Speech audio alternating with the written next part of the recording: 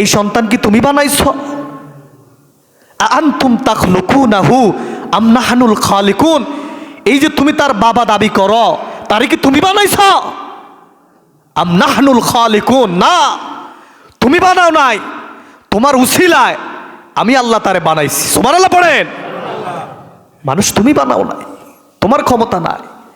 এক ফোঁটা নাপাক পানি থেকে 20 লক্ষ শুক্রাণু, এখান থেকে 20 লক্ষ প্রাণ জন্ম নেওয়ার ক্ষমতা রাখে। সুবহানাল্লাহ বলবেন না? সেই 20 লক্ষ থেকে লক্ষ লক্ষ থেকে আল্লাহ রাব্বুল আলামিন আমাকে বাছাই করলেন, আপনাকে বাছাই করলেন। এরপর জগতে এসে বলে দেয়ার ইজ নো গড, স্রষ্টা বলতে কোনো কিচ্ছু নাই। ইমাম আবু হানিফা রহমতুল্লাহ আলাইহ, নাস্তিক আবার বলে, ইমাম আবু হানিফা কও কি মিয়া, এমনি এমনি কি গাছ হয় নাকি? এমনি এমনি করাত ছাড়া কি গাছ কাটা যায় নাকি? আবার মেস্তুরি ছাড়া কি নৌকা হয় নাকি? মাঝি ছাড়া নৌকা চলে নাকি?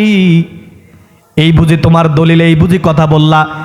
যেই কথা তুমি বলছো তোমার কথাই তো তোমার ব্রেন আর নাই আগের মতো সুস্থ।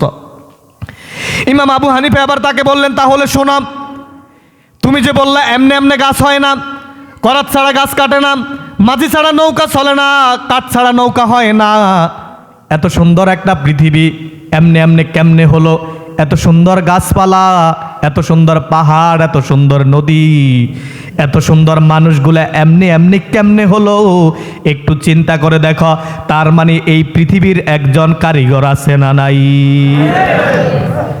নাস্তিক কয় কথা তো ঠিক, এমনি এমনি গাছ হয় না, আবার করাত ছাড়া গাছ কাটে না, নৌকা কাঠ ছাড়া নৌকা হয় না, মাঝি ছাড়া নৌকা চলে না, কথা তো ঠিক। তাহলে এই পৃথিবীটা এমনি এমনি কেমনে হলো? এত সুন্দর আসমান, এত সুন্দর পাহাড়, এত সুন্দর মানুষের এত সুন্দর একটা অবয়, এত সুন্দর চোখ কান, এত সুন্দর পৃথিবী এমনি এমনি কেমনে হয়?